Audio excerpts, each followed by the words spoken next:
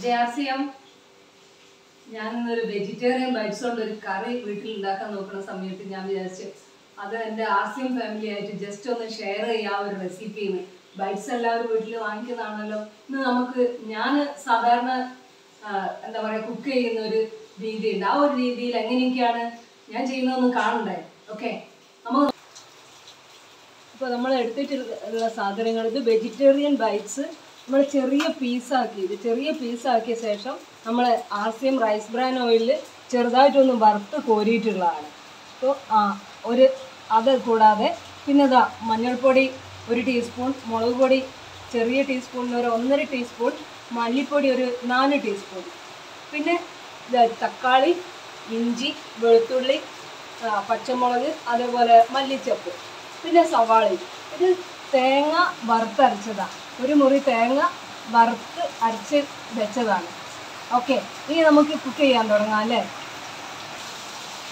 അപ്പോൾ നമ്മൾ rice bran oil ഒരു പാത്രത്തിലേക്ക് ഒഴിച്ച് സ്റ്റൗവിൽ വെച്ചിട്ടുണ്ട്. മണ്ണിൻ്റെ ഒരു ചട്ടിയിലാണ് ഞാൻ സാധാരണ ഉണ്ടാക്കുന്നത്. സന്ധ്യ ആയതുകൊണ്ട് കുറച്ച് നിഴലൊക്കെ ഉണ്ടാവും, കുഴപ്പമില്ല അല്ലേ? നമ്മൾ രാത്രിയിലെ ചപ്പാത്തിക്ക് ഉണ്ടാക്കുന്ന ബൈറ്റ്സ് കറിയാണ്. അപ്പോൾ ആദ്യം നമ്മൾ ഈ ഇഞ്ചി ഇതിനകത്തേക്ക് ഇടുക. ചൂടായി വരുന്നുള്ളൂ. ഇഞ്ചി ഇടുക. അതിനുശേഷം നമ്മൾ വെളുത്തുള്ളി ചെറിയ നെടുക കാക്കി വെച്ചിട്ടുണ്ട്, അതിടുക. അതേപോലെ പച്ചമുളക് ഇത്രയൊന്നും ആവശ്യമില്ല, കുറച്ച് മതി. എരിവ് കൂടുതൽ ആവശ്യമുള്ളത് ഓരോരുത്തരുടെ പാകത്തിനനുസരിച്ച് നമുക്ക് എടുക്കാം. നന്നായി ഒന്ന് ചൂടാക്കാം.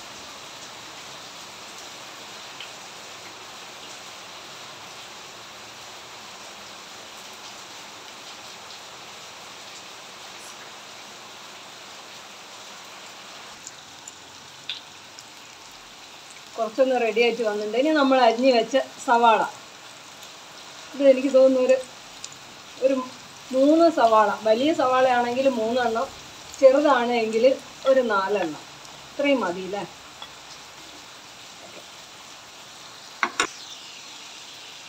ഇനി നമ്മൾ ഈ സവാള പെട്ടെന്ന് തന്നെ റെഡി ആവാൻ വേണ്ടി ഒരല്പം മഞ്ഞൾപ്പൊടി ഇതിനകത്ത് ചേർക്കുക. അതേപോലെ തന്നെ ഒരല്പം ഉപ്പുപൊടി ഇതിനകത്ത് ചേർക്കുക.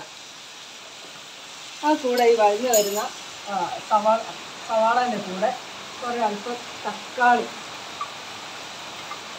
ചേർത്ത് വെച്ചിട്ടുണ്ട്. ഇനി നന്നായി അടച്ച് മൂടി വെച്ച ശേഷം നമുക്ക് ബാക്കി തുടങ്ങാം. ഓക്കെ, ഇനി നമുക്ക് നോക്കാം എന്തായി. ഉള്ളി ഏകദേശം പകുതി വാടി കഴിഞ്ഞിട്ടുണ്ട്. ഇനി അതിനകത്തേക്ക്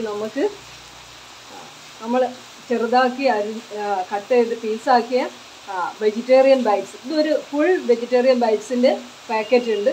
അത് ഇത്രയും ആവശ്യമില്ല നമ്മൾ കറി വെക്കുന്നത്, കാരണം ഞങ്ങൾ 3 പേരാണ് വീട്ടിൽ നിന്നുള്ളത്. അപ്പം അതുകൊണ്ട് ഇതിൻ്റെ പകുതി മതി. പകുതി ഇതിനകത്തേക്ക് എടുത്തിട്ട് ബാക്കി ഇവിടെ വെക്കും. ബാക്കി നമുക്ക് വേറൊരു ഫ്രൈ ചെയ്യുന്നൊരു വീഡിയോ ഒന്നും ചെയ്യില്ല. ബാക്കി ഞങ്ങൾ നാളെ രാവിലെ ഫ്രൈ ചെയ്യും. ഓക്കെ, നമ്മൾ ഫ്രിഡ്ജിൽ ഒരു ബോക്സ് ചെയ്തിട്ട് വെച്ചേക്കാം.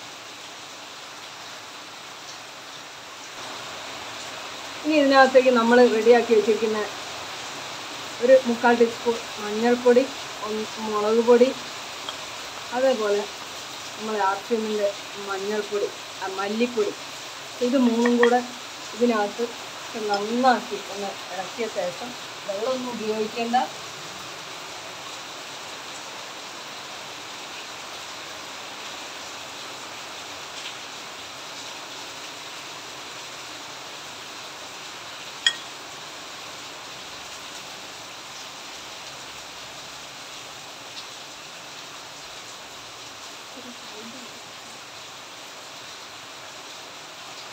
ഓക്കെ. ഇനി നമ്മൾ നന്നാക്കിയത് കുറച്ച് സമയം ഒന്ന് വേകണം, കാരണം പകുതി വേവിലാണ് നമ്മൾ ബൈറ്റ്സ് ഫ്രൈ ചെയ്ത് വെച്ചിരിക്കുന്നത്.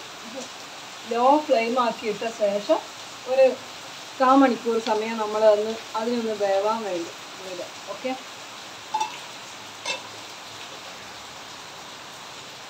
നമ്മൾ ഇങ്ങനെയായിട്ടുണ്ട്. ഇതിനിടെ ഞാൻ പാകത്തിന് ഉപ്പ് ചേർത്ത് 1-2 പ്രാവശ്യം ഒന്ന് ഇളക്കി ഒന്ന് റെഡിയാക്കിയിട്ടുണ്ട് കേട്ടോ.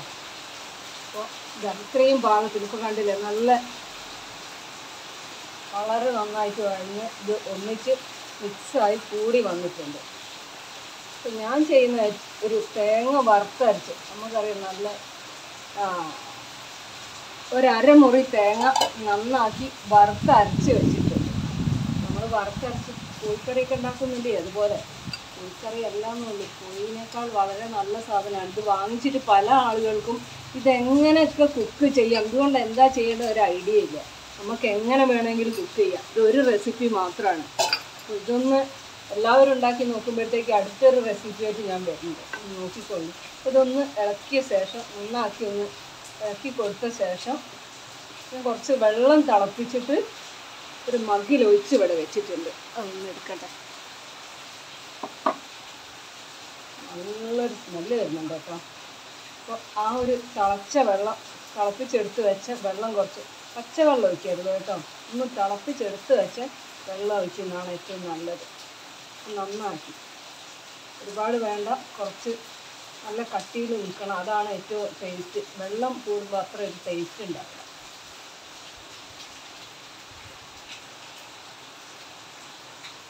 എങ്ങനെ